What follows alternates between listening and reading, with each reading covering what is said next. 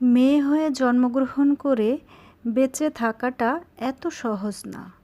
মেয়েদের জীবনে স্বাধীনতা বলতে কিছু থাকে না। ছোট থেকে বড় হওয়া পর্যন্ত বাপের বাড়ির শাসনে থাকতে হয়, আর বিয়ের পর শ্বশুর বাড়ির। বিয়ের পর নিজের পরিবারকে ছেড়ে অন্য পরিবারে গিয়ে নিজেকে মানিয়ে নেওয়ার জন্য খুব কম সময়ই পাওয়া যায়। যে মেয়েটি বাবার কাছে রাজকন্যার মতো আদরে থাকতো, এখানে এসে সংসারের কাজ না জানলেও দিন শেষে সব কাজ ঠিকই করতে হয়। মা হওয়ার কষ্টের কথা আর নাই বা বললাম। সেটা একজন মা ছাড়া অন্য কারো পক্ষে ধারণা করাটাও অসম্ভব।